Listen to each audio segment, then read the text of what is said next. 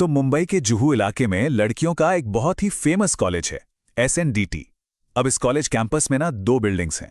एक तो नई वाली जहां आज भी क्लासेस होती हैं, एकदम नॉर्मल। लेकिन ठीक उसके बगल में है एक पुरानी वीरान बिल्डिंग जो अब समझ लीजिए पूरी तरह से खंडर हो चुकी है। और हमारी आज की कहानी, हाँ, वो इसी पुरानी भूता इमारत से जुड़ी है।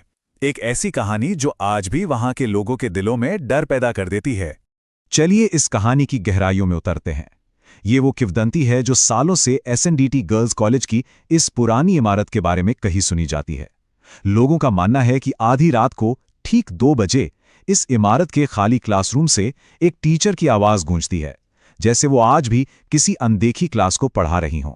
ये कहानी है दो दोस्तों की। एक तरफ था रोहन, जिसे भूत प्रेत की बातों पर कोई यकीन नहीं था, वो इन सब चीजों पर हंसता था। और दूसरी तरफ था उसका दोस्त विशाल, जो इन मामलों में थोड़ा सावधान रहता था। मतलब वो इन बातों को मानता था। तो एक है शक करने वाला और दूसरा विश्वास करने वाला।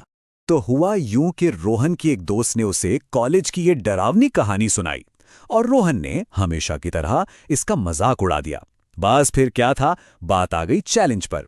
उसे उस भूताई इमारत में एक रात गुजारने की चुनौती दे दी गई और रोहन ये साबित करने के लिए कि ये सब सिर्फ मनगढ़ंत बातें हैं, फौरन मान गया। रोहन ने अपने दोस्त विशाल को भी जैसे तैसे साथ चलने के लिए मना लिया। उनका प्लान बिल्कुल सिंपल था। आधी रात को कॉलेज की पिछली दीवार फांदकर अंदर घुसना और सुबह होने से पहले सबूत के साथ बाहर निकल आना कि अंदर कुछ भी नहीं है। जैसे ही वो उस पुरानी बिल्डिंग के पास पहुंचे, वहां का माहौल ही कुछ अजीब था। दीवारों पर जंगली घास और झाड़ियां उगाई थी। हर कोने में मकड़ी के मोटे मोटे जाले थे। और जब उन्होंने जंग लगे भारी दरवाजे को धक्का दिया तो उसकी जो चरमराती ही आवाज आई, उसने उस खामोशी को और भी भयानक बना दिया। जानते हैं, एक ऐसी खामोशी जहां अपने दिल की धड़कनें भी शोर लगती हैं। वो लोग अभी अंदर ठीक से घुसे ही थे कि अचानक ऊपर के एक खाली क्लासरूम से एक औरत की धीमी धीमी आवाज सुनाई दी। कोई पहाड़े पढ़ रहा था, बहुत धीरे धीरे, जैसे किसी बच्चे को रटाया जा रहा हो। और बस यहीं से चीजें बिगड़नी शुरू हो जाती हैं। अब देखिए, विशाल तो डर गया था, पर रोहन, उसे लगा कोई उनके साथ मजाक कर रहा है। तो दोनों ने अपनी टॉर्च निकाली और धीरे धीरे सीढ़ियां चढ़कर उस क्लासरूम की तरफ बढ़ने लगे। लेकिन हुआ क्या, जैसे ही वो दरवाजे के पास पहुंचे, वो आवाज एकदम से बंद हो गई। सन्नाटा। पर कमरे के अंदर ना अचानक से एक अजीब सी ठंडक महसूस होने लगी। मतलब ऐसी ठंड जैसे किसी ने बड़ा सा फ्रीजर खोल दिया हो। और फिर वो आवाज वापस आई, लेकिन इस बार उसमें एक अजीब सा गुस्सा था। इसके बाद जो हुआ वो और भी ज्यादा डरावना था। पहाड़ों की उस आवाज के बीच में ही एक जोरदार थप्पड़ की आवाज आई और फिर एक साथ कई बच्चों के सिसकने और रोने की आवाजें आने लगी। उन्होंने घबराकर टॉर्च की रोशनी में पूरा कमरा छान मारा, पर वहां धूल और टूटी हुई बेंचों के सिवा और कुछ भी नहीं था। दोनों अभी सदमे से उभरे भी नहीं थे कि उनकी नजर क्लास के पुराने ब्लैकबोर्ड पर पड़ी और उन्होंने देखा कि चौक का एक टुकड़ा अपने आप हवा में उठा और उस पर कुछ लिखने लगा। जब रोशनी में उन्होंने पढ़ा तो उनके पैरों तले से जमीन ही खिसक गई। बस अब उनके सब्र का बांध टूट चुका था। दोनों दोस्त चीखते हुए क्लासरूम से बाहर भागे। वो अंधेरे में एक दूसरे से टकराते हुए सीढ़ियों से लगभग कूदते हुए नीचे आए। उन्हें बस किसी भी तरह उस खौफनाक इमारत से बाहर निकलना था। हांफते हुए रोहन आखिरकार इमारत के दरवाजे से बाहर निकल ही आया। उसने राहत की सांस ली, पर तभी उसे एहसास हुआ कि वो अकेला है। उसने पीछे मुड़कर देखा, विशाल उसके साथ नहीं था। घबराहट में रोहन की नजर पहली मंजिल की एक खिड़की पर पड़ी और वहां का नजारा देखकर उसका दिल दहल गया। विशाल खिड़की के शीशे पर हाथ पीट रहा था। उसका चेहरा डर से सफेद था और वो मदद के लिए चिल्ला रहा था, जैसे वो अंदर फंस गया हो। अपने दोस्त को इस तरह फंसा हुआ देखकर रोहन का सारा डर मानो गायब हो गया। वो हिम्मत जुटाकर उसे बचाने के लिए वापस उसी भुताहा इमारत में भागा।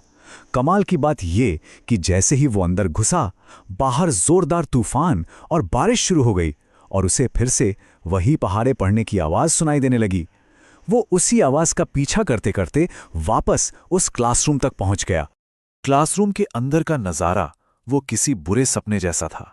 विशाल जमीन पर बैठा था और एकटक सामने देखे जा रहा था। वो खुद रोते रोते पहाड़े बोल रहा था, जैसे किसी को सुना रहा हो। और उसके ठीक सामने एक भयानक औरत की परछाई जैसी खड़ी थी। वो कोई इंसान तो हो ही नहीं सकती थी। उसने एक मैली कुचैली सी काली साड़ी पहनी हुई थी। उसके बाल बिखरे और धूल से भरे हुए थे। चेहरा सूजा हुआ था और स्किन ऐसी लग रही थी जैसे गल चुकी हो। लेकिन सबसे डरावनी चीज थी उसकी आंखें, जो पूरी तरह सफेद थीं, जिनमें कोई पुतली नहीं थी। उस अजीब सी दिखने वाली चीज ने धीरे धीरे अपना सिर घुमाया और सीधा रोहन की तरफ देखा। उसके सड़े हुए चेहरे पर एक बहुत ही डरावनी मुस्कान फैली और वो धीरे धीरे रोहन की तरफ बढ़ने लगी। ये उस रात के डर का शायद सबसे ऊंचा पॉइंट था। रोहन चिल्लाते हुए पीछे मोड़ा और सीढ़ियों की तरफ भागा, लेकिन घबराहट में उसका पैर फिसल गया और उसका सिर जोर से सीढ़ियों से टकरा गया। उसकी आंखों के सामने अंधेरा छा गया। कुछ समय बाद जब रोहन की आंखें खुलीं तो वो उस डरावनी इमारत में नहीं था।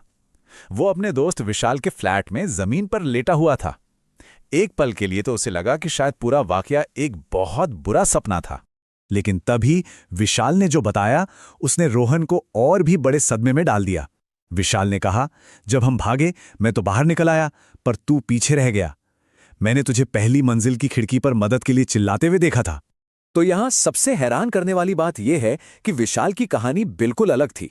उसका मानना था कि रोहन अंदर फंस गया था और वो उसे बचाने के लिए अपने 2 और दोस्तों को लेकर वापस अंदर गया था और उन्हें रोहन सीढ़ियों के पास बेहोश मिला था। तो अब ये एक ऐसा कंफ्यूजन है जिसका कोई जवाब ही नहीं है। सोचिए जरा, दोनों दोस्तों को एक ही रात एक ही घटना याद है, लेकिन दोनों की यादों में हीरो कोई और है। रोहन को लगता है उसने विशाल को बचाया और विशाल को लगता है कि उसने रोहन को बचाया। दोनों को इतना पक्का यकीन है कि उन्होंने दूसरे को उस खिड़की में फंसा देखा था और उसे बचाने के लिए वो अपनी जान पर खेलकर वापस अंदर गए थे।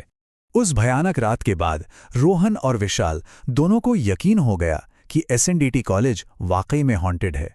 वो दोबारा कभी भी उस पुरानी इमारत के पास जाने की हिम्मत नहीं कर पाए। और ये कहानी आज भी वहां एक चेतावनी की तरह सुनाई जाती है। कहते हैं कि उस टीचर की आत्मा आज भी अपना बदला पूरा करने के लिए उस इमारत में भटकती है और अपने अगले शिकार का इंतजार करती है। और यही वजह है कि आज भी कोई स्टूडेंट सूरज ढलने के बाद उस क्लासरूम के पास जाने से डरता है। और अंत में ये कहानी हमें एक बहुत ही परेशान करने वाले सवाल के साथ छोड़ जाती है कि अगर दोनों दोस्तों को लगता है कि उन्होंने दूसरे को बचाया, तो क्या ये हो सकता है कि उस आत्मा ने दोनों को एक ही वहम दिखाया था, या फिर उस रात असल में कोई भी नहीं बच पाया था।